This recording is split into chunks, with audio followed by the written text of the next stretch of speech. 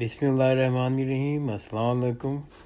الحمدللہ ہم آج بھی صحیح بخاری کا مطالعہ جاری رکھیں گے، اور اللہ تعالیٰ کے فضل و کرم سے ابھی تک ہم نے صحیح بخاری کی کتاب وحی، کتاب ایمان، کتاب علم، کتاب وضو، کتاب غسل، کتاب تیمم، کتاب نماز، کتاب اوقات نماز اور کتاب اذان کے مسائل اور کتاب اذان کے مسائل صفت الصلاۃ کا مکمل مطالعہ کر لیا ہے، اور الحمدللہ آج کل ہم کتاب جمعہ جو 12ویں نمبر کی کتاب ہے اس کا مطالعہ کر رہے ہیں، اور انشاءاللہ آج ہم اپنے مطالعے کا آغاز کریں گے حدیث نمبر 880 بسم اللہ الرحمن الرحیم۔ حدیث نمبر 880 اور یہ حدیث ہے حضرت ابی بکر بن منقدر رضی اللہ تعالیٰ عنہ سے روایت ہے کہ رسول اللہ صلی اللہ علیہ وآلہ وسلم نے فرمایا، جمعے کے دن ہر جوان پہ غسل، مسواک اور خوشبو لگانا اگر میسر ہو ضروری ہے۔ عمر بن سلیم نے کہا، غسل کے متعلق تو میں گواہی دیتا ہوں کہ وہ واجب ہے، لیکن مسواک اور خوشبو کا علم اللہ تعالیٰ کو زیادہ ہے، وہ واجب ہے یا نہیں۔ حدیث نمبر 881 رسول اللہ صلی اللہ علیہ وسلم نے فرمایا، جو شخص جمعے کے دن غسل جنابت کر کے نماز پڑھنے گیا تو گویا اس نے ایک اونٹ کی قربانی دی، اگر اول وقت میں مسجد میں آیا۔ اگر بعد میں گیا تو گویا ایک گائے کی قربانی دی۔ تیسرے نمبر پہ کیا گیا تو گویا اس نے ایک سینگ والے مینڈے کی قربانی دی۔ جو چوتھے نمبر پہ گیا تو اس نے گویا ایک مرغی کی قربانی دی، اور پانچویں نمبر پہ گیا تو اس نے گویا انڈا اللہ کی راہ میں دیا۔ لیکن جب امام خطبے کے لیے باہر آ جاتا ہے تو فرشتے خطبہ سننے میں مشغول ہو جاتے ہیں۔ حدیث نمبر 883 نبی کریم صلی اللہ علیہ وسلم نے فرمایا، جو شخص جمعے کے دن غسل کرے اور خوب اچھی طرح سے پاکی حاصل کرے اور تیل استعمال کرے یا گھر میں جو خوشبو میسر ہو استعمال کرے، پھر نماز جمعہ کے لیے نکلے اور مسجد میں پہنچ کر دو آدمیوں کے درمیان نہ گھسے، پھر جتنی ہو سکے نفل نماز پڑھے، اور جب امام خطبہ شروع کرے تو خاموشی سے سنتا رہے، تو اس کے ایک جمعے سے دوسرے جمعے تک کے سارے گناہ معاف کر دیے جاتے ہیں۔ حدیث نمبر 884 رسول اللہ صلی اللہ علیہ وسلم نے فرمایا کہ جمعے کے دن اگرچہ جنابت نہ ہو لیکن غسل کرو، اپنے سر دھویا کرو، خوشبو لگایا کرو۔ ابن عباس رضی اللہ عنہما نے کہا، غسل کا حکم تو ٹھیک ہے لیکن خوشبو کے متعلق مجھے علم نہیں۔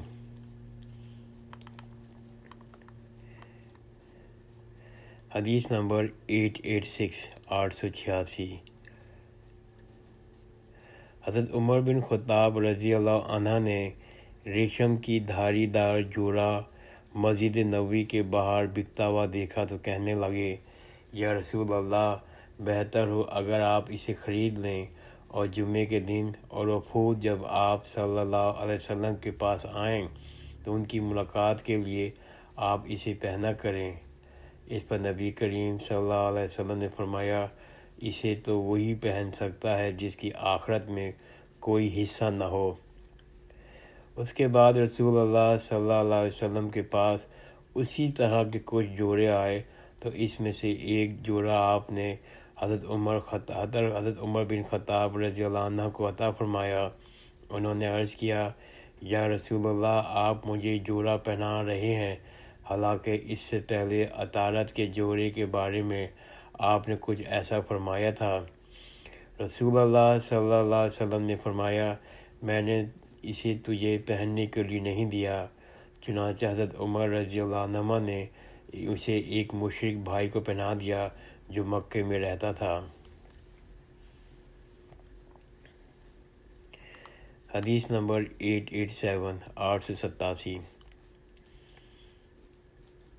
رسول اللہ صلی اللہ علیہ وسلم نے فرمایا، اگر مجھے اپنی امت یا لوگوں کو تکلیف کا خیال نہ ہوتا تو میں ہر نماز کے لیے ان کو مسواک کا حکم دے دیتا۔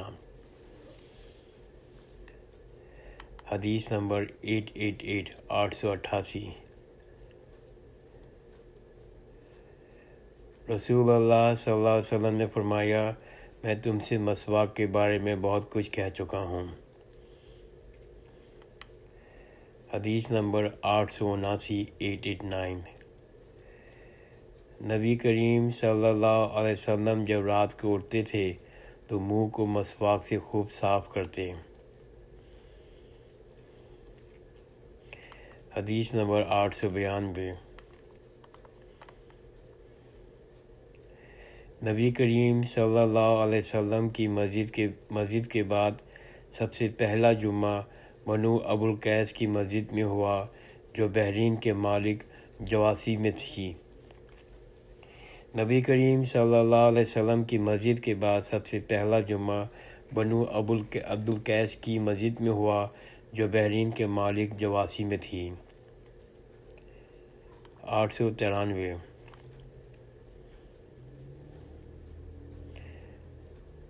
حضرت عبداللہ بن عمر رضی اللہ عنہ نے کہا، میں نے رسول اللہ صلی اللہ علیہ وسلم سے سنا، آپ نے فرمایا، تم میں سے ہر ایک نگہبان ہے، اس کے ماتحتوں کے متعلق اس کا سوال ہوگا۔ امام نگراں ہے، اس سے سوال اس کے رعایا کے بارے میں ہوگا۔ انسان اپنے گھر کا نگراں ہے تو اس سے اس کی رعیت کے بارے میں سوال ہوگا۔ عورت اپنے شوہر کے گھر کے نگراں ہے، اس سے اس کی رعیت کے بارے میں سوال ہوگا۔ خادم اپنے آقا کے مال کا نگراں ہے، اس سے اس کی رعیت کے بارے میں سوال ہوگا۔ حضرت عمر رضی اللہ عنہ نے فرمایا، میرا خیال ہے آپ صلی اللہ علیہ وسلم نے یہ بھی فرمایا، انسان اپنے باپ کے مال کا نگراں ہے، اس کی رعیت کے بارے میں سے سوال ہوگا۔ تم سے ہر شخص نگراں ہے اور سب سے ان کی رعیت کے بارے میں سوال ہوگا۔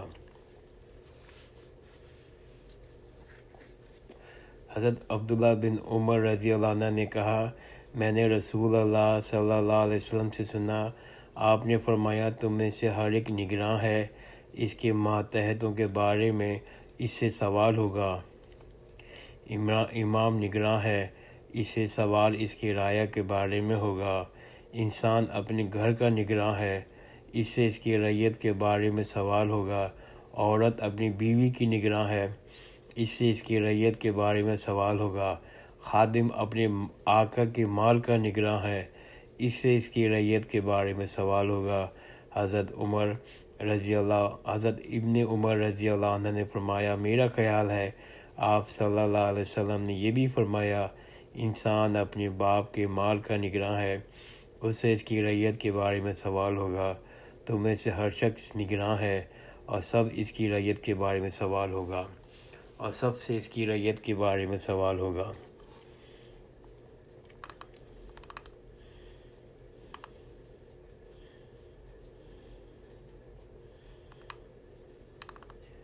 حدیث نمبر 900 حضرت عمر رضی اللہ عنہ کی ایک بیوی تھیں جو صبح اور عشاء کی نماز جماعت سے پڑھنے کے لیے مسجد میں آیا کرتی تھیں۔ ان سے کہا گیا کہ باوجود اس علم کے کہ حضرت عمر رضی اللہ عنہ اس بات کو مکروہ جانتے ہیں، وہ غیرت محسوس کرتی ہیں، آپ مسجد میں کیوں جاتی ہیں؟ اس پر انہوں نے جواب دیا، پھر وہ مجھے منع کیوں نہیں کرتے؟ لوگوں نے کہا، رسول اللہ صلی اللہ علیہ وسلم کی اس حدیث کی وجہ سے کہ اللہ کے بندیوں کو اللہ کے مسجدوں میں آنے سے مت روکو۔ حضرت عمر رضی اللہ عنہ کی ایک بیوی تھیں جو صبح اور عشاء کی نماز جماعت سے پڑھنے کے لیے مسجد میں آیا کرتی تھیں۔ ان سے کہا گیا کہ باوجود اس علم کے کہ حضرت عمر رضی اللہ عنہ اس بات کو مکروہ جانتے ہیں، وہ غیرت محسوس کرتے ہیں، پھر بھی آپ مسجد میں کیوں جاتی ہیں؟ اس پر انہوں نے جواب دیا، پھر وہ مجھے منع کیوں نہیں کرتے؟ لوگوں نے کہا، رسول اللہ صلی اللہ علیہ وسلم کی اس حدیث کی وجہ سے کہ اللہ کے بندیوں کو اللہ کی مسجدوں میں آنے سے مت روکو۔ حدیث نمبر 901۔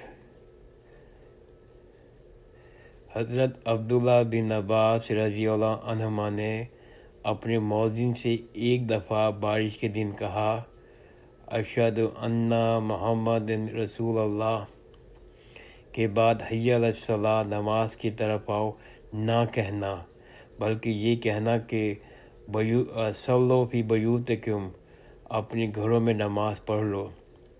لوگوں نے اس بات پہ تعجب کیا تو آپ نے فرمایا، اسی طرح مجھ سے بہتر انسان رسول اللہ صلی اللہ علیہ وسلم نے کیا تھا۔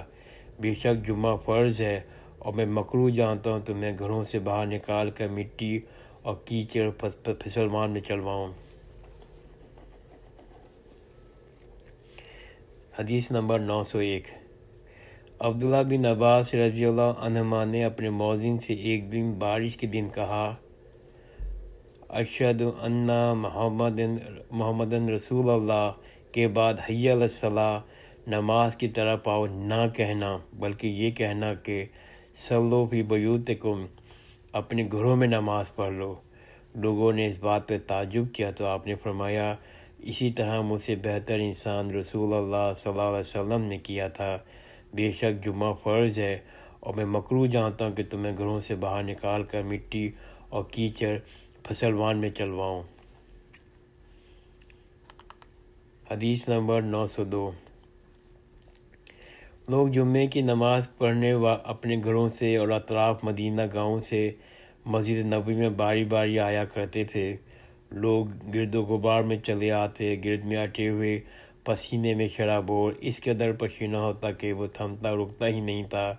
اس حالت میں ایک آدمی رسول اللہ صلی اللہ علیہ وسلم کے پاس آیا۔ آپ صلی اللہ علیہ وسلم نے فرمایا، تم لوگ اس دن جمعے کو غسل کر لیا کرو تو بہتر ہوگا۔ حدیث نمبر 903۔ یہ حدیث حضرت یحییٰ بن سعید رضی اللہ تعالیٰ عنہ سے روایت ہے۔ انہوں نے عمرو بنت عبد الرحمن سے جمعے کے دن غسل کے بارے میں پوچھا۔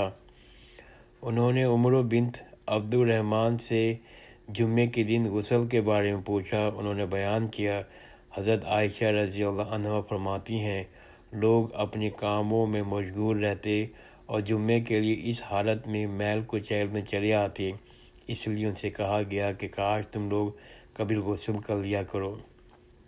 الحمدللہ آج میں اپنا مطالعہ یہاں ختم کرتا ہوں، حدیث نمبر 903 پہ۔